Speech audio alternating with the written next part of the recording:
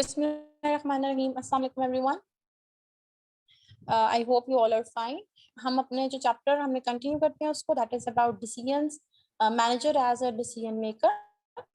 उसको हम कंटिन्यू करते हैं, आगे से हम स्टार्ट करते हैं, that is about types of decision and decision making condition. Type of decisions की जब हम बात करते हैं, कहते जी manager in all the organisation face different type of problems and decision as they do their job. मुख्तलिफ मैनेजर्स को मुख्तलिफ तरह के जॉब में प्रॉब्लम्स आ रही होती है और उनकी बेसिस पे उनको मुख्तलिफ तरह के डिसीजंस लेने पड़ रहे होते हैं।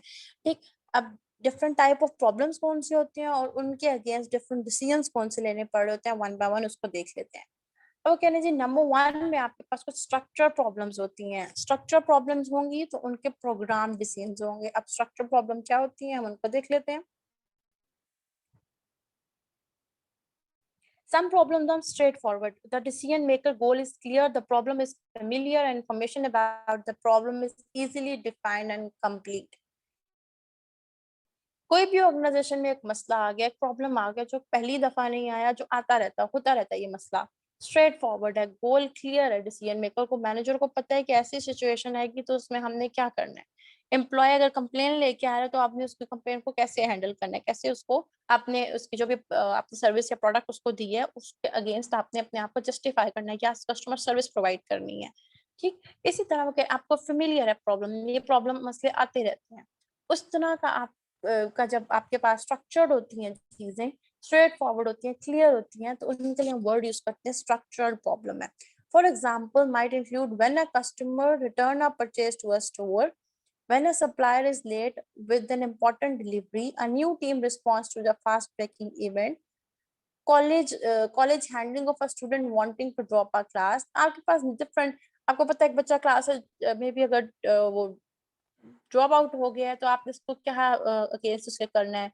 या आपके पास सप्लाई कम हो रही है, सप्लायर लेट है, लेकिन आपको जल्दी में भी कोई अपना स्टॉक चाहिए, प्रोडक्शन आपकी रुकी हुई है, तो आप क्या करते हो, सप्लायर तो आएगा फिलहाल हम करीब से ही कहीं से अपना जो है ना रॉ मटेरियल परचेज कर लेते हैं। मीन्स के कुछ ऐसे प्रॉब्लम जो आपको कभी ना कभी फेस करने पड़ रहे होते हैं डेली बेसिस पे, मे बी वीकली बेसिस पे, मंथली बेसिस पे, और उनका आपने एक सडन कोई ना कोई सोल्यूशन लेने होते हैं। Such situations are called structured problem। ये structured problem है because they are straightforward, familiar, आप जान पहचान है, आपको जानते हो, and easily defined, और आपको पता है कि ऐसे situation में क्या हो सकता है। ठीक, for example, a server spills a drink on a customer code, the customer is upset and the manager needs to do something। तो ऐसा situation आ गया तो आपको पता है situation में manager ने कुछ ना कुछ करना है, because it's not an unusual occurrence, there's probably some standardized routine for handling it। अक्सर ये कुछ ना कुछ इस तरह का हो जाता होगा, तो कैसे handle करना है। For example, the manager offers to have the code cleaned at the restaurant expense। कोई ना कोई आप उनको आप कहते हैं चलो सपोज आपकी वजह से हमारी वजह से मे भी अगर आपके जो भी कोट है खराब हो गया तो हम उसको क्लीन अप करा देंगे। तो अब जो भी उसने मैनेजर ने एक सडन डिसीजन लिया against sudden like structured problem, तो उसको हम बोलते हैं that is a programme decision. Programme decision क्या है, प्रोग्राम सोल्यूशन क्या है, a repetitive decision that can be handled by a routine approach because the problem is structured. जब प्रॉब्लम स्ट्रक्चर्ड है, पता है आपको ऐसा होता है, तो उस टाइम पे क्या डिसीजन लिया जाता है। The manager does not have to go to the trouble and expense of going through an involved decision process। Sudden एक स्ट्रक्चर प्रॉब्लम है, स्ट्रक्चर्ड उसका वो एक प्रोग्राम डिसीजन ले लेगा ना कि वो पूरे उसको डिसीजन प्रोसेस से गुजरना पड़ेगा। ये डे टू डे एक्टिविटीज हैं, राइट।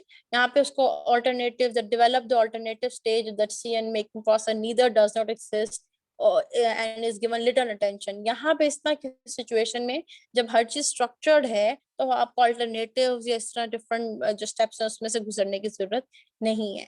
लेकिन दूसरी तरफ वो कह रहे हैं कि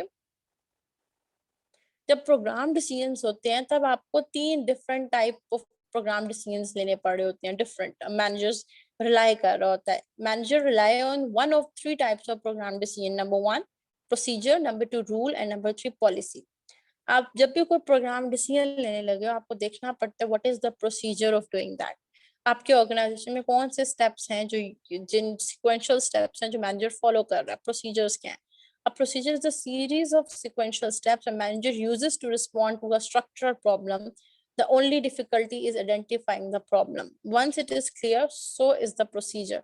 आप प्रॉपर प्रोसीजर देख रहे होते हो कि किस तरह से उस चीज को हैंडल करना है, कौन से स्टेप्स हैं जो आप जिनको यूज करते हुए हैंडल कर सकते हो।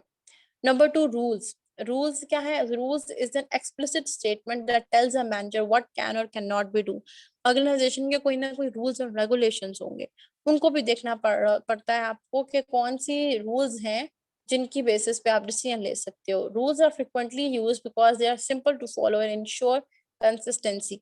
रूल है, आज अगर कस्टमर को आपने मे बी उसको कोई आपकी प्रोडक्ट अगर खराब हो गई है, आपकी तरफ से कोई प्रॉब्लम आ रही है, आपने कैसे की प्रॉब्लम को सॉल्व किया आज, कल भी आप उसी सेम सिचुएशन में उसी तरह रिएक्ट करोगे, परसों भी।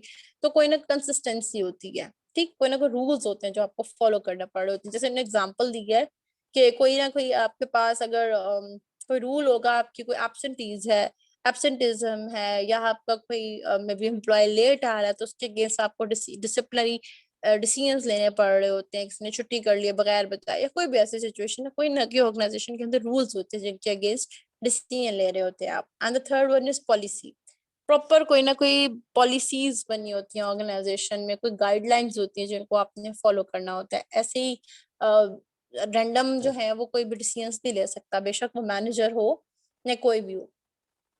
सो हमने ओवरऑल अभी हमने क्या कहा, हमने कहा डिफरेंट स्ट्रक्चरल प्रॉब्लम्स होती हैं।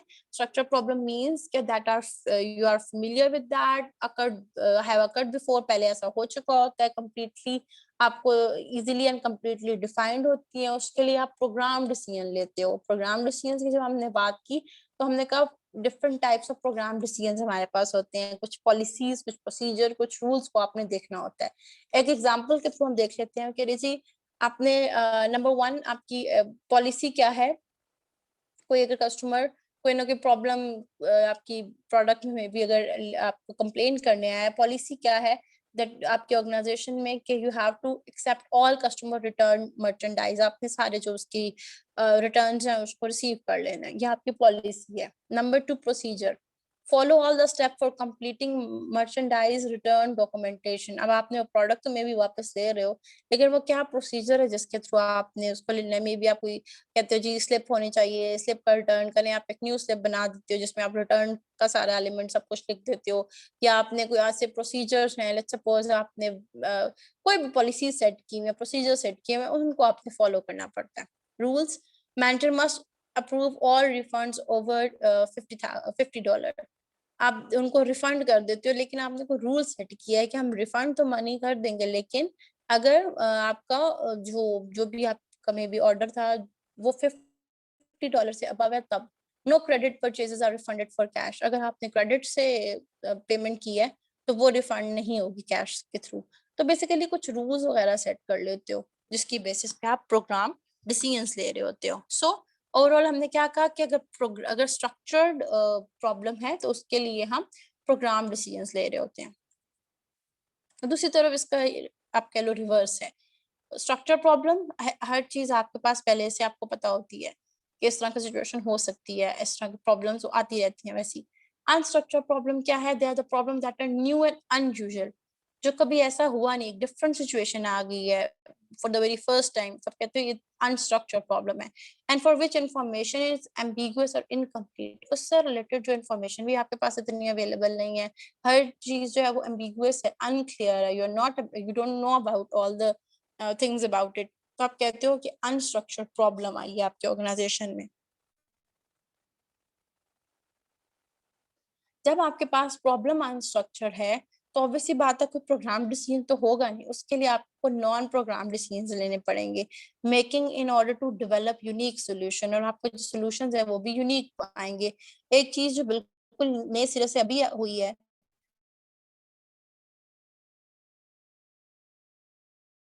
तो अनस्ट्रक्चर्ड प्रॉब्लम सब है उसके लिए नॉन प्रोग्राम डिसीजंस लेते हो। नॉन प्रोग्राम डिसीजंस क्या? Unique and non recurring and involve custom made solution. Custom made solution जो सिचुएशन के अकॉर्डिंगली आपको सोल्यूशन बनाना पड़ रहा है, अकॉर्डिंग टू द सिचुएशन, तो उसको हम कहते हैं custom made solution. Non recurring है, नॉन रिकरिंग मीन्स कि बार बार ऐसा नहीं हो रहा, ये एकदम से कोई ऐसी सिचुएशन आई है जो for the very first time आपको फेस करना पड़ रही है, तो आपने जो भी डिसीजन लिया वो नॉन प्रोग्राम डिसीजन है। अब इन्होंने पैराग्राफ में भी उसको एक्सप्लेन किया, एक टेबल की फॉर्म में भी किया। मैंने कहा जी अगर प्रोग्राम डिसीजंस और नॉन प्रोग्राम डिसीजंस, कुछ कैरेक्टरिस्टिक्स है जिनके अगेंस्ट हम देख लेते हैं। आपके पास अगर स्ट्रक्चर्ड प्रॉब्लम है, type of problem, structured problem है तो आप प्रोग्राम डिसीजन लेते हो, अनस्ट्रक्चर्ड प्रॉब्लम है तो आप अनप्रोग्राम डिसीजन लेते हो। मैनेजेरियल लेवल जो आपके प्रोग्राम डिसीजन है वो लो लेवल पे भी हो रहे होते हैं। लेट्स सपोज एक रूल बना हुआ है, उसको फॉलो करना है, एक टॉप लेवल ने मुझे दिया हुआ है रूल, तो मैं as a low level manager भी उसको इम्प्लीमेंट करूंगी, तो इसमें मैनेजरियल लेवल लो लेवल्स के आ जाते हैं। लेकिन जो नॉन प्रोग्राम एक न्यू सिचुएशन है वहां पे ज्यादातर अपर लेवल इन्वॉल्व होती है। फ्रिक्वेंसी, ये रूटीन टास्क होते हैं, रिपीटेटिव होते हैं, यहाँ पे न्यू और अनयूजुअल आ जाते हैं। जो आपके पास प्रोग्राम डिसीजंस हैं उनकी इन्फॉर्मेशन अवेलेबल होती है, इनकी इन्फॉर्मेशन इतनी क्लियर नहीं होती है, एम्बिगुअस होती है, अनक्लियर होती है, इनकम्प्लीट होती है। यहाँ पे गोल्स प्रोग्राम डिसीजन में क्लियर और स्पेसिफिक होते हैं, यहाँ पे जरा वैगी गोल होते हैं, अनक्लियर होते हैं, you don't know what you have to do at the end, what you are going to achieve at the end. Non programme decisions होते हैं ना। और time frame for the solution, यहाँ पे शॉर्ट टाइम में आप लाइक फौरन से डिसीजंस ले लेते हो, यहाँ पे आपको थोड़ा सा टाइम लगता है, टाइम कंज्यूमिंग होता है, relatively longer. Solution relies on the procedures programme हमें अभी पढ़ा था कि प्रोसीजर्स क्या है, कौन से रूल्स हैं, कौन सी पॉलिसीज हैं, उन सबको देखते हुए आप डिसीजंस ले रहे होते हो। लेकिन नॉन प्रोग्राम में आप अपनी जजमेंट, जो भी सिचुएशन है उसको जज करते हुए या मे भी अपनी क्रिएटिविटी को यूज करते हुए डिसीजंस ले रहे होते हो according to the new situation जो आपके सामने एकदम से आ गई है। अच्छा, अब वो कह रहे हैं जब डिसीजंस आप ले रहे होते हो तो डिफरेंट कंडीशंस होते हैं जो मैनेजर फेस कर रहा होता है। When making decision manager may face 3 different conditions. क्या क्या कंडीशंस हैं? कुछ सर्टेनिटी होती है, रिस्क भी इन्वॉल्व होता है, अनसर्टेनिटी भी होती है। हम हर डिफरेंट कंडीशंस देख लेते हैं। नंबर 1, अब एज अ मैनेजर आप डिसीजन ले रहे हो तो there must be some certainty. Certainty क्या है? Which a situation when a manager can make accurate decisions before because the outcome of every alternative is known। Certain है हर चीज, आपको पता है अगर मैं ये डिसीजन लूंगी तो मुझे यही आउटपुट मिलेगा, सर्टेनिटी है। ठीक, you know about the outcome, he is certain about the outcome of each alternative. इसमें से मैं जो भी ऑप्शन चूज करूंगी ए बी सी में से, उसमें से अगर मैं ए चूज करूंगी तो मुझे क्या आउटकम मिलेगा मुझे पता है, मैं बी चूज करूंगी तो क्या आउटकम है, सी है तो क्या आउटकम है। अगर मुझे ये सारा कुछ पता है, it means there is a certainty in my decision. Number 2, risk. A far common situation is one of risk, condition in which the decision maker is able to estimate the likelihood of certain outcomes. अब risk involve है, मेरा जो decision ले रही हूँ उसमें मैं कह रही हूँ कि 50% तो मुझे पता है कि काम हो जाएगा इसी तरह, यही इसका सोल्यूशन है, बट मे बी 50% में थोड़ा सा कंफ्यूज हूँ, मुझे रिस्क लेना पड़ रहा है। तो इस तरह के सिचुएशन में जहाँ you are not sure about the things but you have likelihood की प्रोबेबिलिटी है, चांसेस, आप कहते हैं 80% तो चांस है ये यही इसका बेस्टेस्ट सोल्यूशन है, 20% जरा थोड़ा सा रिस्की भी है। ठीक, likelihood of certain outcomes. Under risk, manager have historical data from past personal experiences, secondary information that led them assign probability to different alternatives. आप खुद से चूज करते हो पुराने आपके जो पर्सनल एक्सपीरियंसेस हैं उनकी बेसिस पे, या कोई सेकेंडरी इन्फॉर्मेशन पास्ट में क्या होता है उस इंफॉर्मेशन की बेसिस पे आप प्रोबेबिलिटी, या आप कोई ना कोई आप कह लो देखते हो कि जो भी ऑल्टरनेटिव्स हैं उनको जो भी चूज करोगे कितने सक्सेस के चांसेस हैं और कितना रिस्क फैक्टर इन्वॉल्व है, ये भी आपको देखना पड़ रहा होता है। यहाँ पर एक एग्जांपल के साथ इसको एक्सप्लेन किया हुआ है, you can read it out. अच्छा, the third one is the last is uncertainty. Uncertainty क्या है? What happen if you face a decision you are not certain about the outcomes and can not even make reasonable probability estimates. बिल्कुल ही ऐसे situation आ गया, uncertain situation आ गया जहाँ पे आप कोई जैसे कह लो तुक्के भी नहीं मार सकते हो, कि चांसेस भी आप नहीं बता सकते हो, प्रोबेबिलिटी भी नहीं है यहाँ पे, आउटकम्स के बारे में you are not certain about the thing, uncertainty है, बिल्कुल ही ब्लैंक हो आप, उस तरह की सिचुएशन को कहते हैं uncertainty. We call this condition uncertainty. Manager do face decision making situation of uncertainty. Under these conditions, the choice of alternative is influenced by the limited amount of information available and by psychological orientation of the decision maker. अब मेरे पास जितनी information available है उनकी basis पे मैं जो हूँ वो अपनी जो भी अपनी सोच समझ के यूज करते हुए डिसीजन ले लेती हूँ, तो आप कहते हो there is a uncertainty in the decision. अब वो चल गया तो वेरी गुड, अगर मे बी नहीं चला तो वहां पे डिफरेंट आपका फ्लॉप हो जाता है आइडिया।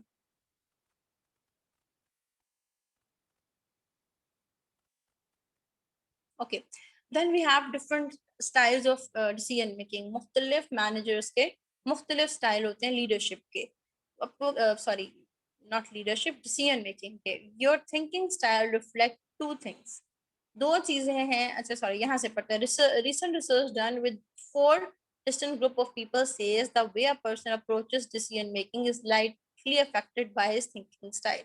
कौन किस तरह से सोच रहा है, ये रिसर्च कहती है कि उससे हमें अंदाजा हो जाता है कि किस तरह का कि कौन से डिसीजन मेकिंग अप्रोच वो यूज करेगा। The person a person approaches decision making is likely affected by his or her thinking pattern। जिस तरह से मैं सोच रही हूँ मैं उसके हिसाब से डिसीजन लूंगी, आप लोग कैसे सोच रहे हो आप उसके अकॉर्डिंग डिसीजन लोगे। Your thinking style reflect two things, दो चीजें आपका थिंकिंग स्टाइल बता रहा होता है। The source of information you tend to use, कौन से इंफॉर्मेशन आप यूज करोगे ये भी आपका थिंकिंग स्टाइल बताता है। It can be external data it और फैक्ट्स, और it can be internal sources. मैं सिंपल फाइल्स वगैरह को देख रही हूँ, जो मुझे फाइल्स कह रही हैं कि जो भी फैक्ट्स एंड फिगर्स हैं, जो नंबर्स हैं, जो डेट्स हैं, जो भी कुछ है, उनकी बेसिस पे मैं डिसीजन ले रही हूँ, ये मेरा थिंकिंग पैटर्न है। दूसरी तरफ internal resources such as feelings and intuition. अच्छा मुझे लग रहा है, मेरी गट फीलिंग कह रही है कि मुझे ABC ऑल्टरनेटिव में से बी वाला ही चूज करना चाहिए, ये मेरी सब्जेक्टिविटी है। ये मेरे इंटरनल रिसोर्सेज है, मैं कोई जो है नंबर्स वगैरह यूज नहीं कर रही, बल्कि अपनी अपनी माइंड में कंसेप्चुलाइज करके और इसको इंट्यूशन को यूज करते हुए डिसीजन ले रही हूँ। ठीक, whether you process that information in a linear way, rational, logical, analytical, और नॉन लीनियर वे, intuitive, creative, insightful, creative activity कर रहे हैं, किस तरह के आपकी इंफॉर्मेशन को आप किस तरह प्रोसेस कर रहे हैं। तो बेसिकली ओवरऑल हम देखें तो कह रहे हैं दो हमारे पास थिंकिंग स्टाइल्स है, दो हमारे पास डिसीजन मेकिंग में थिंकिंग स्टाइल्स आते हैं। The first one is linear thinking style. ये क्या है? Is characterised by a person preference for using external data and facts and processing this information through rational logical thinking to guide decisions and action। आप action and decisions ले रहे हैं but logically decisions ले रहे हैं, on the basis of some data, on the basis of सब facts and figures. आप information को रैशनल होके, अब ये वर्ड्स हम पढ़ चुके हैं, लॉजिकल थिंकिंग, रैशनल होके, ऑब्जेक्टिव होके आप डिसीजंस ले रहे हो। तो आप कहते हो that if you are like that it means that you are using linear thinking style of decision making. दूसरी तरफ वो कह रहे हैं नॉन लीनियर थिंकिंग स्टाइल क्या है? It is characterized by a preference of internal sources of information, your feelings, your intuition, and the processing this information with internal insights, feeling and hunches to guide decisions and actions। आपके जो भी आपकी जो आप कह लो अपना intuition, आपकी जो गट फीलिंग्स हैं उनकी बेसिस पे, आप अपनी क्रिएटिविटी की बेसिस पे डिसीजन ले लेते हो। तो it means that you have non-linear thinking style of decision making।